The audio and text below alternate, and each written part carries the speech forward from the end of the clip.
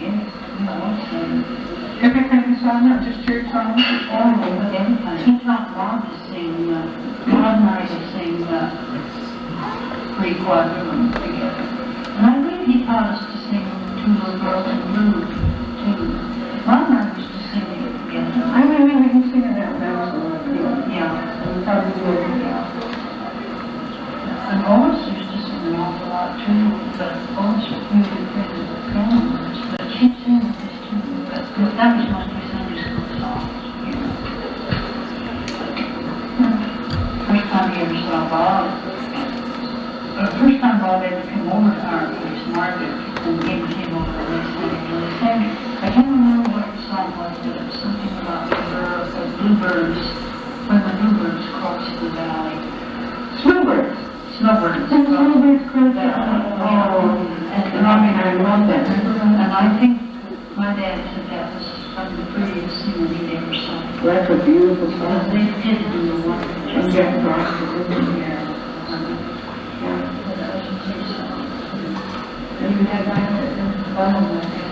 your dad liked that, and he didn't know. Yeah, he liked that, and he liked Jessie too. He thought Jessie was the prettiest. You meant Jessie, didn't you? You said Margaret, you meant Jessie? He liked Jessie. He didn't know Margaret. No, he said that dad, you meant Dad and Jessie. No, it was Margaret and Jessie that sang. Oh, because Margaret's the one that could sing that. Yeah, Margaret and Bob sang. Margaret was quite young then, you know. And she could really sing. She had a lot more wind power. She had not had Those multiple years. Yeah.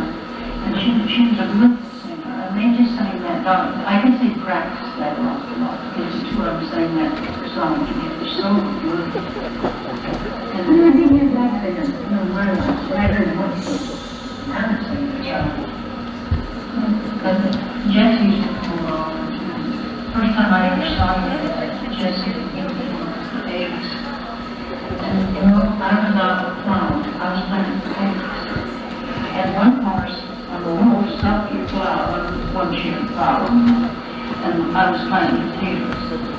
And he came up over and he came out there where I was and we talked, and he had a long beard and a mustache and had his hair cut for, I guess, 6 months maybe.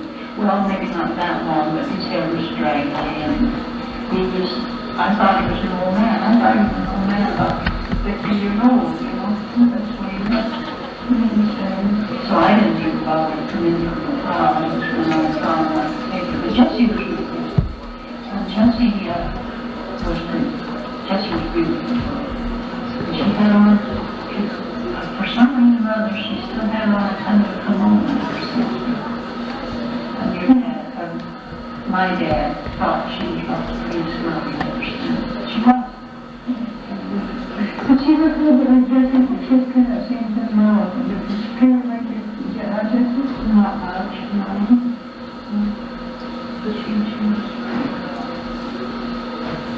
So I saw her, she had something over her head, little marks. Really different. And then he asked Doris and I if we'd like to go for a ride with him the next day or next Saturday or whatever it was. We said yes, we all ride. He had no truck. No truck. Did you ever have any like that before? Oh, yeah. But anyway, he came over that next time he came over, he was all cleaned up. Well, I fell in love with him. Really nice. Yeah, she was. We went for a ride that day, and that was the beginning. Beginning of the beginning of the life story. Yeah. They come over real often, Bob and Jessie, and we'd all go places together, Lois and Jessie and Bob and I. We didn't even go alone with each other. How'd your mother like that one? They all loved it. You know, all of them was charming, but around the book. Yeah, he was really charming. He liked old people. He used to talk to Dad for hours and Dad was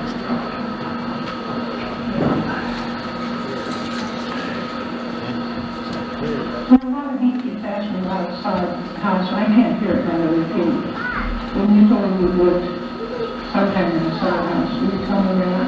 We only lived in the sod house for just a very, very short time while he was building another. Was it the Taylor house when he was building? I don't remember whether it was the Taylor house or the one we had on the preemptions for a very short time. But it must have been a farmhouse because it was before the preemptions. Yeah, it was the farmhouse while we were just. You mean the Taylor house? I think Dad had it built, the little soccer house left out, was it left out? And I think he had that built when we moved down from the grass. In the interest of time and older ladies that are sitting back there, I think we'll move along. But we don't mean to do any disrespect, and the tape will certainly be available for anybody that would like to listen to the rest of it.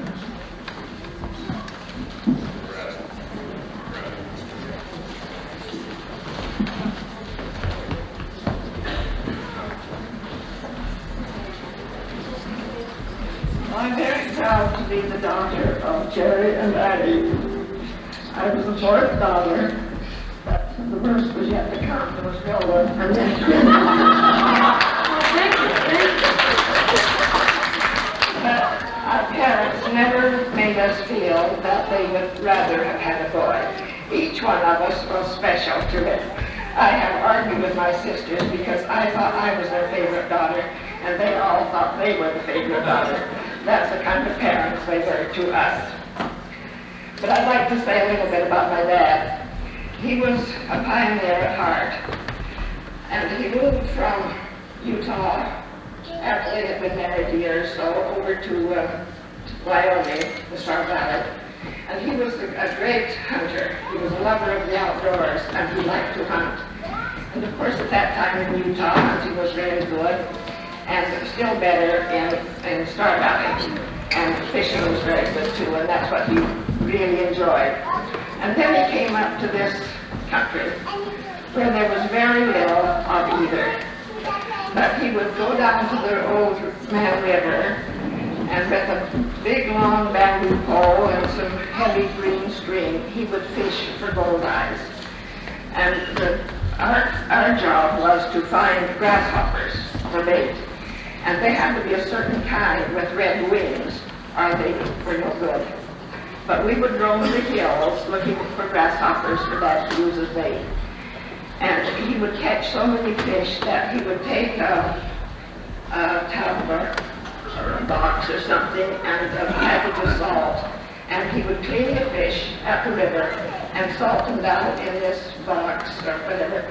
And we would have goldeyes for many, many meals. And the only big game hunting around here at that time was antelope, pronghorns. And I remember one time, I can just barely remember it, or maybe it's because I've heard about it so many times. He and Earl Harding and some more of his friends went down to the sand hills. That's out north of Pearl Springs and Grassy Lake. They were in a Democrat or a light wagon or some kind, and they didn't see a soul. And you could cut right across from our farm right straight through without running into a fence or anything. And they didn't see anyone at all, excepting one lone rider headed for Grassy Lake, headed in that direction at least.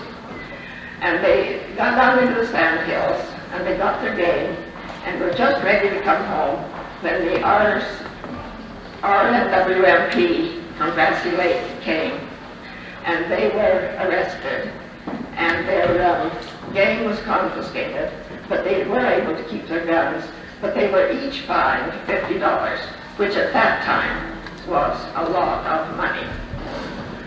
And then it wasn't very long after that the antelope became more numerous. And one day Dad walked out into our pasture and shot 2 antelope. And then he saw some riders coming over the hill. In those days, the police were mounted. And he was about a half a mile from the road, and he saw these 2 riders coming over the hill on these beautiful horses. And he thought, oh, I'm in for it now. If I get caught the second time, it will really be hard on me. So he hid his gun and went on home. And the riders came out about the same time he did. But it just happened to be a couple of riders out looking for horses. And I'll tell you, he was a very relieved person at that time. He didn't shoot this game out of season just because he wanted to hunt. But he had a whole house full of kids to feed. And money was very scarce. And he did it because he needed the money. He would often go out and get some called them prairie chickens. I think they're sharp-tailed grouse or something, and some partridge. And that was always a treat for us because our meals were not very varied. We had to eat the same things day after day because we had no fridges and no freezers and no way of keeping fresh meat. And it was always very welcome when we did have it. Bertha's tape brought back a lot of memories. I could go on and talk and talk and talk, but I don't think any more time. But I just want to say that I'm proud to be here and to think that all of you are related to me in one way or another. Thank you.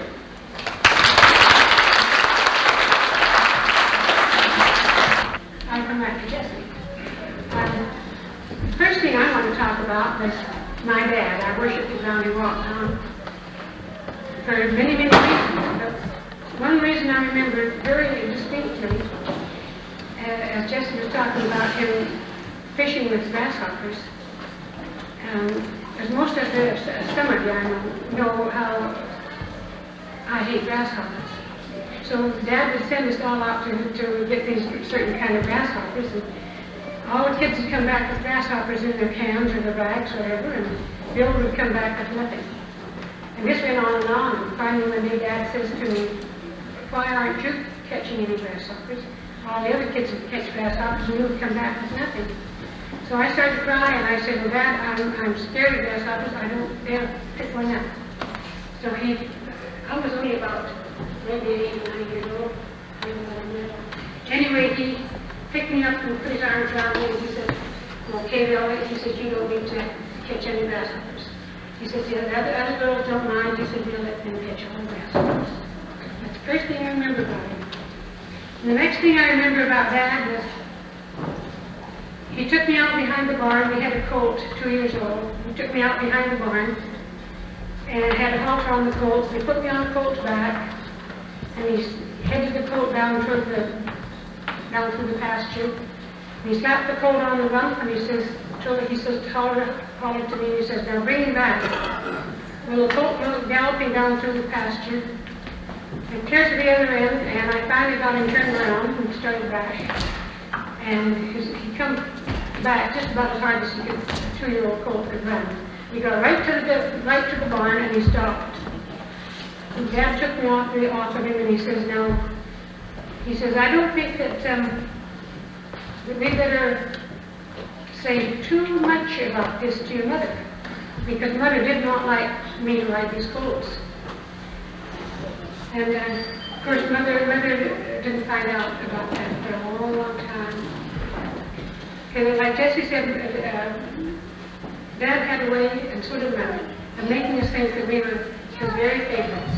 And like Jesse, I thought that until I was growing up that I was the very favored one as far as Dad was concerned. Now the first thing I remember about Mother, she had long dark hair. It was hanging down her back, and we went out in the pasture looking for birds' nests. And we used to look for cactus berries and birds' nests. So we looked and we walked and we walked. Finally we seen a meadowlark fly up, and we went over to where it had been setting, and here we found the meadowlark's nest. It was kind of buried under a little bush. Well, I can remember how happy Mother was about this meadowlark's nest. So she made me stand quite close to the nest. And she went and got an old mustard plant, and she tore all the branches off it, just left the stem, and she put that down in the ground about 10, 15 feet away from the middle like this, so she could remember who it was. And she used to go out every other day or so to see if the eggs had hatched. And I remember when those eggs hatched, I don't think Mother could have been much more excited than to see those little birds in that middle like this. And now I want to say something to Leah and Joel. When I was raising my children, you all know, I left the kids with Dad. I went to live with Mother and Dad. And Leah and Joel were so good to my kids. Also, Buddy. They were just like, well, they couldn't have been any better. And I know Leah worked and worked. She did all kinds of things, and to help Mother, to help my kids. Mother did a lot of sewing for my kids, and me with the work. I was away working time. And Joe was just like a dad to me, to my kids when they were growing up. And I want to thank Buddy, Joe, Leah, and all my sisters for being so good to my kids. Because my kids all love my sisters just almost as much as they do me. I remember the clothes that Mother used to make for my kids. I guess she did the same thing for me and my sisters, but I can't remember that so much.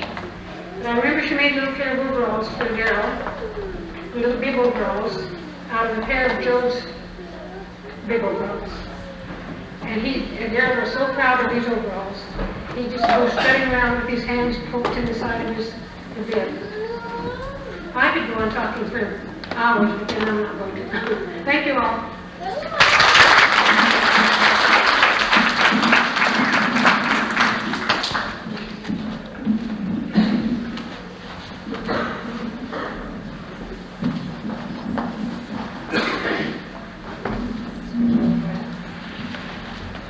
You all know that I'm a person of very few words.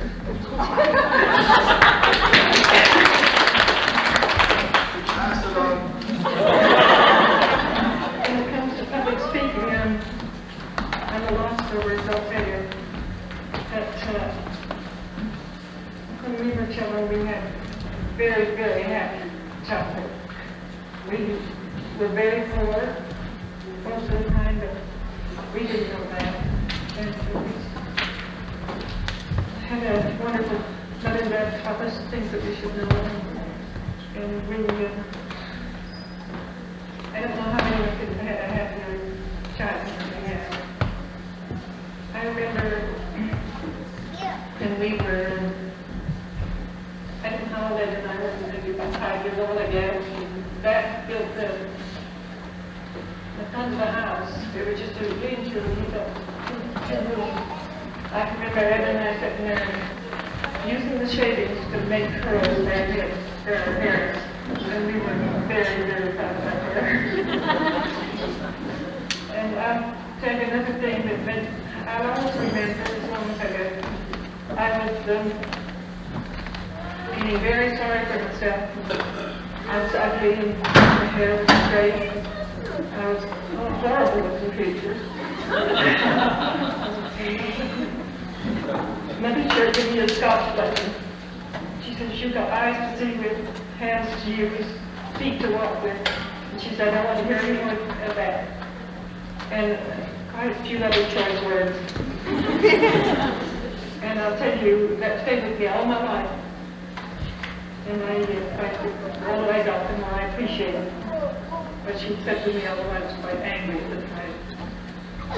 I love my sisters and my brother and all their children and grandchildren. I'm so happy to be such a large, wonderful family. And I'm grateful for these reunions. It's brought us all close together. And it's really meant a lot to me and my family. And I want to thank all of you for coming and making each year making such a success. And I thank you all.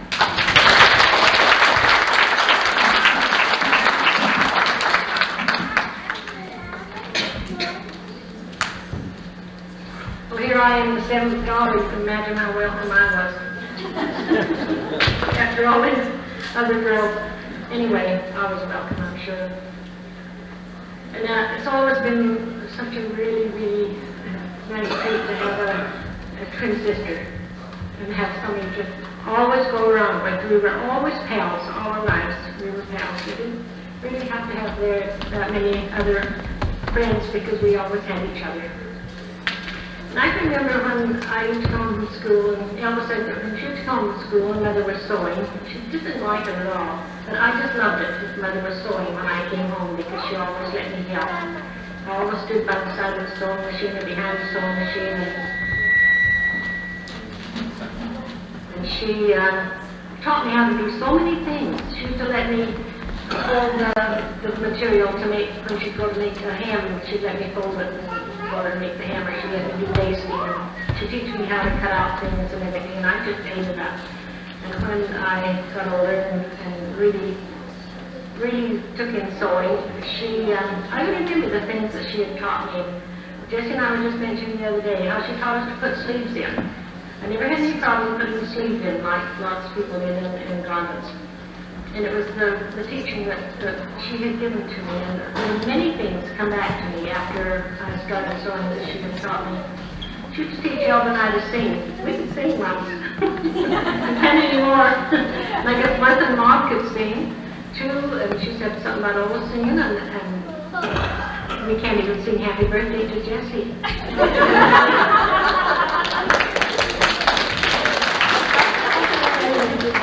She used to, anybody that was at the reunions in Iron Springs know what I'm talking about.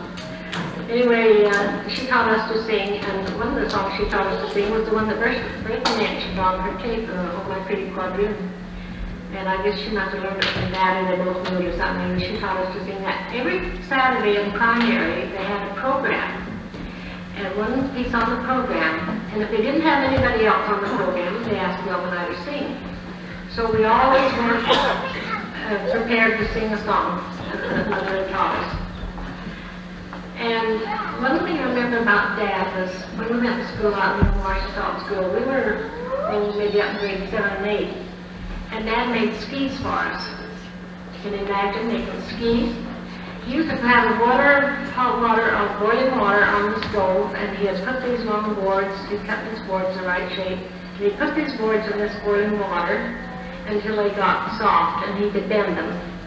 To turn up at the ends. Then he'd fix the thing for our feet to go in. And we'd get on these skis, and we'd take them to school with us, and get on these skis, and then the kids would get on their horses and pull us with a rope. And we'd just go all over the prairie on these skis. And he used to make our sleighs for us that we used to ride in. Just beautiful little cutters. They were really, really nice. And he'd cut them all out really nice shape and everything, and then put a strip of steel on it. Am I getting too close to it? We put a strip of steel along the bottom so that they really slide on the snow. And this is how we used to go to school and go to dances and everything. And that's about the most important things I can remember. Thank you.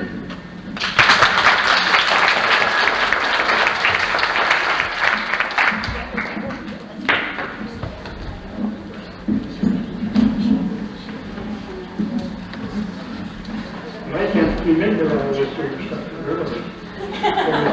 With my Alzheimer's disease, I can't remember what I had to do.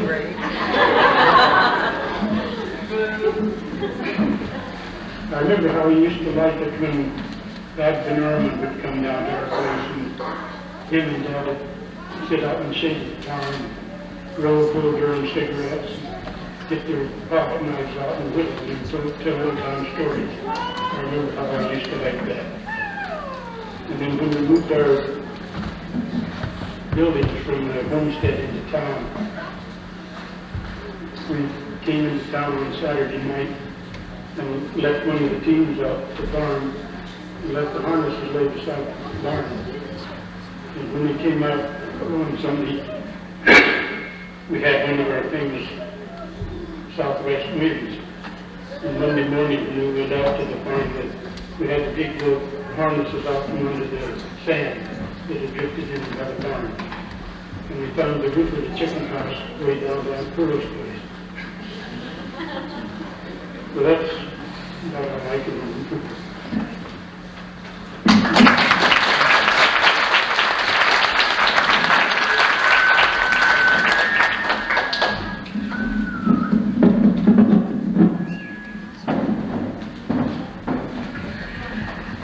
Well, you all know that my mother was Swedish. Her father was Swedish, so she was Swedish descent. And she used to, with a lot of coaxing, she used to once in a while recite Swedish poems. And so Jim has been taking Swedish, and he found this little poem, and I could only remember the first 2 lines, but now I've got the whole poem. Okay. I hope nobody knows that my Swedish accent is very poor. Okay. Rida Ranka, Hästen heda Lanka. Bart skar de rida till en liten piga. Vad skall hon heta? Jungfru Margareta. Den chaka och den. Okay, and that means ride, ride, Ranka, the horse named Blanca. Where shall you ride? To a little girl. What is her name? Get this, Virgin Margareta. The fat one. Okay, and then I remember Mother making rag rugs. And I think all my sisters got a rag rug, but by the time I got married, it was too late. I didn't get a rag rug. But this is the way she did it. She cut the rags into strips, or however, whatever rags she had. Then she'd sew them together, and she wouldn't break the thread each time, so they would end up being like loops. Okay, then she'd cut them off, and she'd roll them into a ball. And then Dad had made her a crochet hook about this size, and it was just polished, just like satin, it was just polished to perfection. And then she would crochet the rug. And if they didn't, sometimes she wasn't an expert crocheter, so sometimes they'd roll up on the edges or they'd roll down or something, and she'd put them under her mattress. And she always joked because she was fairly heavy, and she said, my mattress is straight, my way will straighten anything out. So anyway, she'd straighten out these rag rugs. And I loved to see her making rag rugs. And they talked about her making her sewing, and Mother never used a pattern. She never had a pattern. She'd make ball dresses for Olaf and, beautiful dresses for all the kids. And Connie, can you remember the panty? She used to make panty waists. Now, I don't know if you guys know what a panty waist is or not, but it was something to hold up their stockings. She'd make just like the top of a slip and bring it out about down to there. And this part was double, and then she pinned garters to it. The garters were long, and they fastened onto the stockings. And they were so neat. They just worked like a charm. They were just great. But anyway, Mother cooked sewed for 7 girls, and then Joe came along, and she was just a little bit of a loss how to sew for Joe, and the patterns weren't quite so easy. But anyway, at that time, the boys were wearing these pants with a band around the top, and then they had a nice little band around they came just below the knee, and they had a nice little band around the knee with a button on the side. So anyway, Mother decided she could design some of these pants. Except she put elastic in the top, elastic around the bottom of the legs, and they turned out to be bloomers. Joe really got teased about that. Okay, and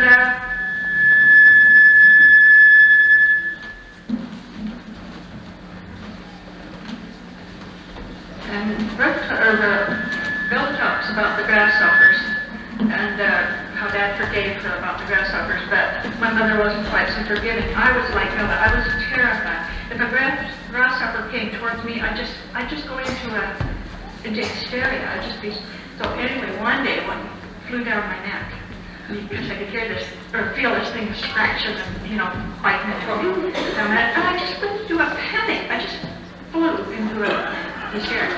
Mother said, "Oh, don't be so silly. That little grasshopper is not going to hurt you. Just reach down there and pull it out." So I reached down there and pulled it out, threw it away, and that's ended my problem with grasshoppers. I mean, I still don't like them, but I don't, anyway.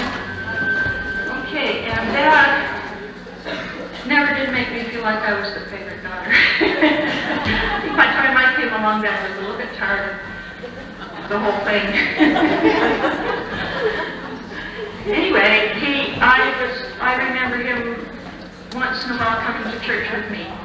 And at that time, we always stood up when we sang. And I can remember standing there looking up at Dad, hearing this beautiful bass voice. And I was so proud because it just sort of came out louder than anybody else. And he'd sort of hold his head back, and he would just sing with all his heart. It was just beautiful. And by the way, one of the quartet that Bertha talked about was Jim Jensen, Elmer, and Ron's husband, Elmer's. I'm looking at Elmer, that's why I mentioned Elmer. Okay, and also, Dad, she talked about the ice that he used to put up, and you all know that my dad dropped a piece of ice, one of these great big chunks of ice on his toe. After that, he had rheumatism he had blood poison really bad in his foot. He's always had this bad foot.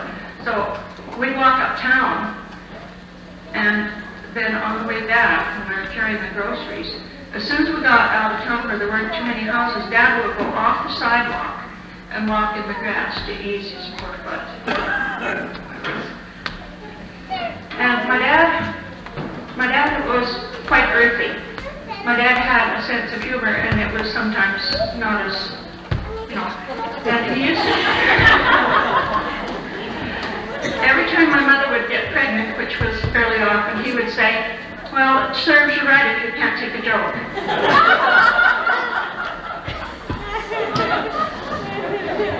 And also, if he got really, really irritated, he would say, "Wouldn't that rasp your ass?"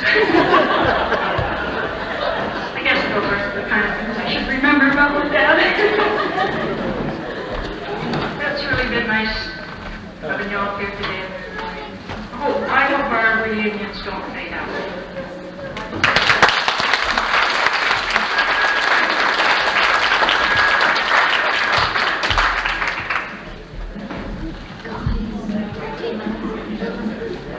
While Leo's getting his guitar tuned up there and he's going to come up and do a couple of numbers for us, let's just have one more big hand for Joel and the girls here.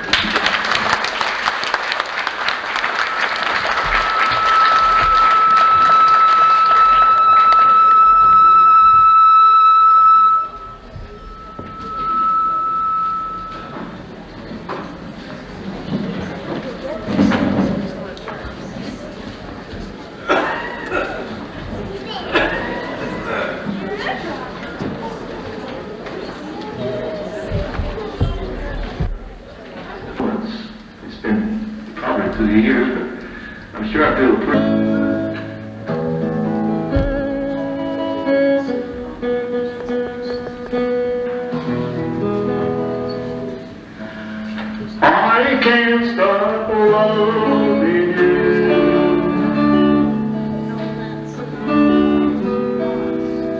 It's embarrassing.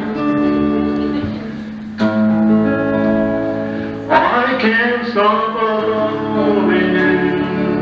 It's so useless to say. So I'll just live my life in dreams of yesterday. They say the time heals a broken heart, but time has been still since we've been apart. I can't stop loving you, so I've made up my mind to live in memory all the lonesome time. I can't stop wanting you, it's so useless to say. So I'll just live my life in dreams of yesterday. Those happy hours that we once knew,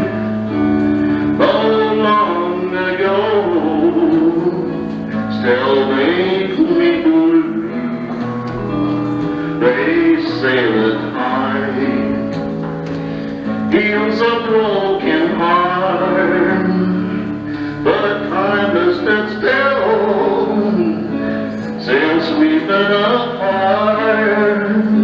I can't stop loving you, it's so useless to say,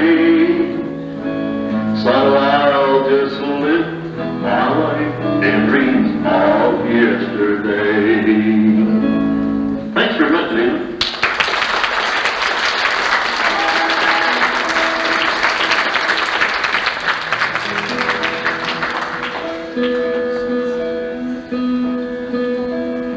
I guess you understand it's not quite tuned up, I don't know why. Next one we're going to do is one that's just, well, I guess I'd use a harmonica on that, but I just found out I can't play it that well.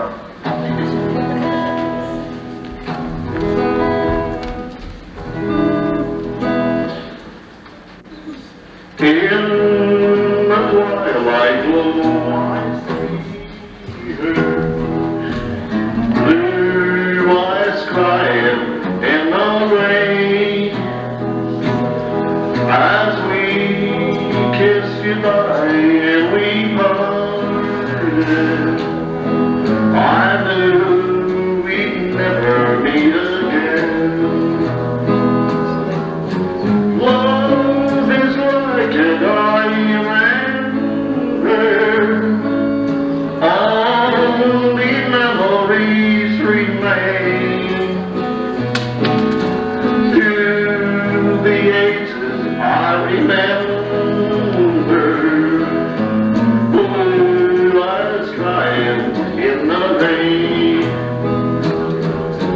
Now my hair has turned to silver, all my life I lived in vain. We can see your star in heaven, blue eyes crying in the rain. Someday when we meet again, we'll stand hand in hand again, in the land that knows no parting, blue eyes crying in the rain.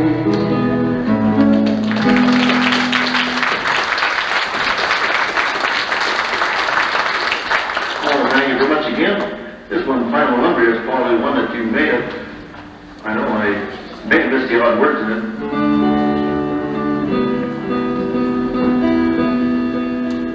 Sorry, Paul, I gotta keep on tuning up.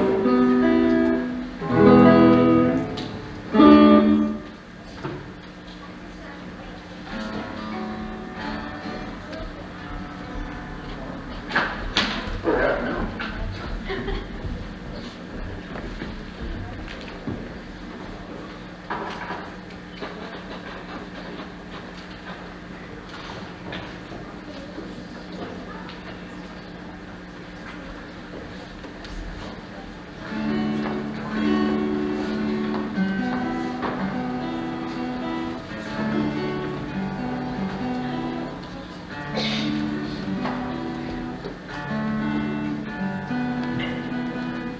Sorry, Ross.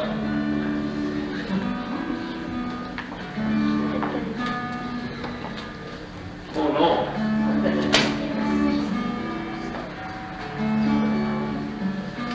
It's rude that doesn't happen.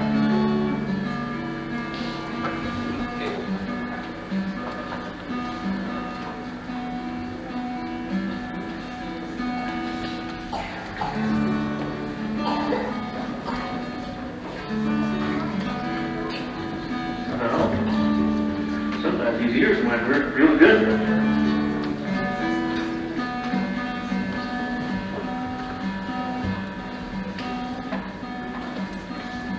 Oh, I know. There's no string there. Not a string.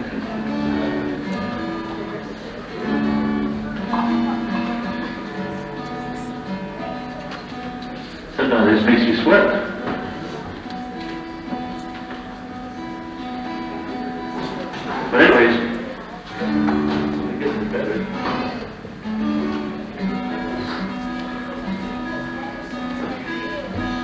that don't happen.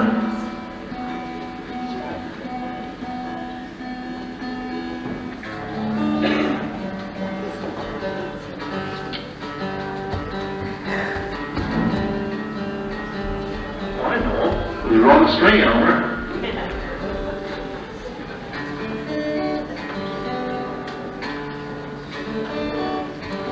That's why I'm not doing this study, Ross.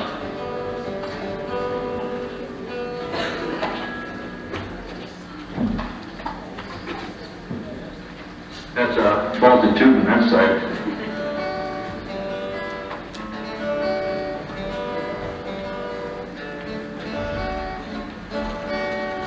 I don't know, you see the crooked yet. Sorry for the interruption. I know I should have had Wayne Terry do the thing for me.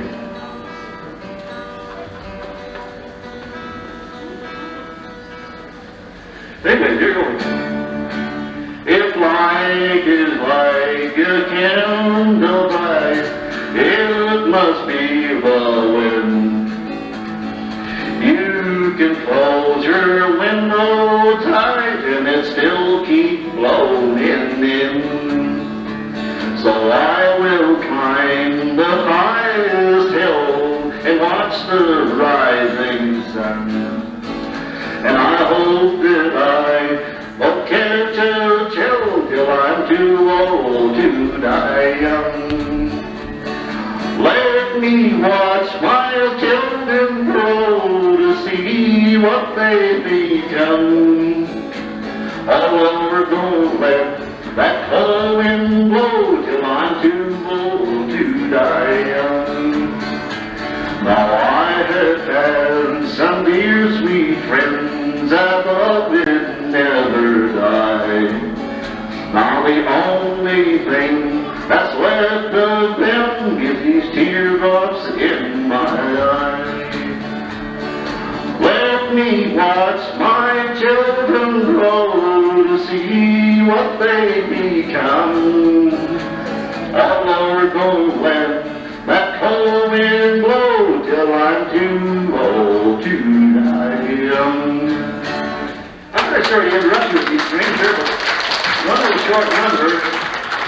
I'm sure a lot of you probably know the words to this here song here. I'm going to do. But I don't know the words to it. Here goes. Sita quiero, Sita va, entre cuatro Sita.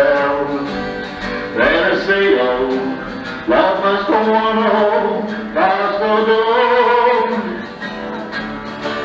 But see, I'll tell Signora, I'm in me quatro Sita.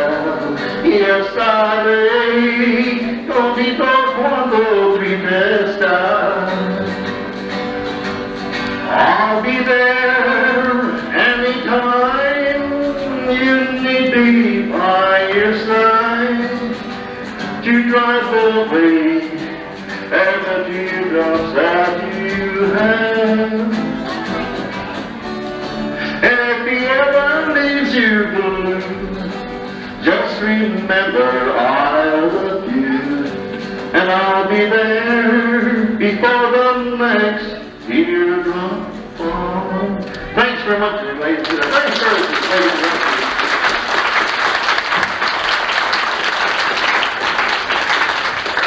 Thank you, Bob, for making the record. Thank you, Leo, for those good numbers, and thanks to Connie and Vernon for adding a little bit to our program. It was very nice. We'll have the rummage sale now, and then after that, there'll be the parade.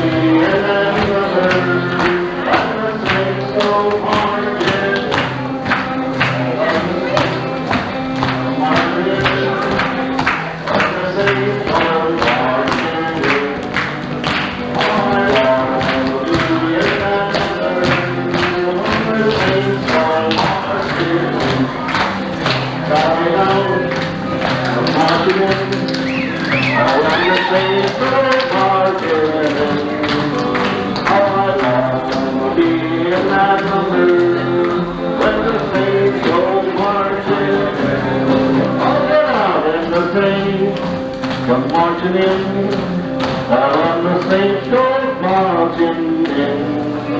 All night long we'll be in that number, when the saints go marching.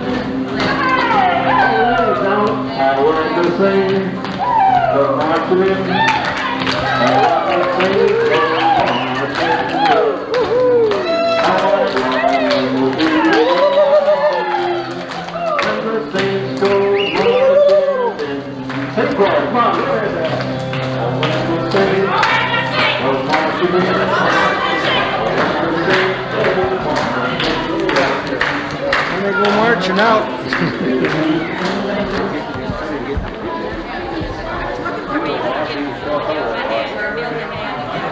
See you later, Ross. Back in about half an hour. You are. And then it's been on Not until the next time I'm in the States anyway. Hi, Elvin. Oh boy, is that nice. Huh? Maybe that.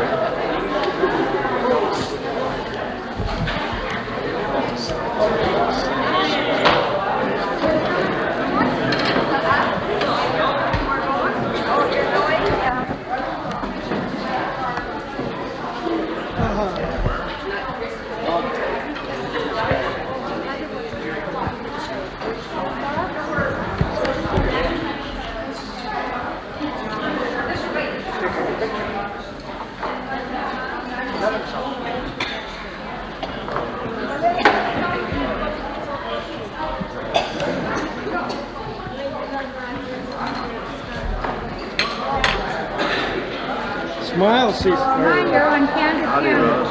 You're doing a good job there. Yeah, isn't that nice? Hey, Mary. I don't know who you did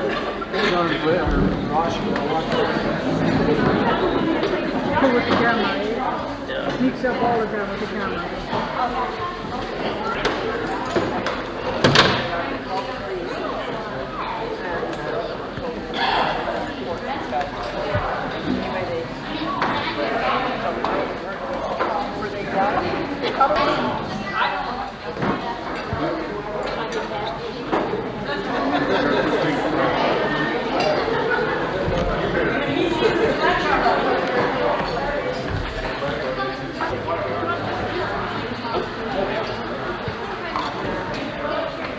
Mary Lou, I'll have one too.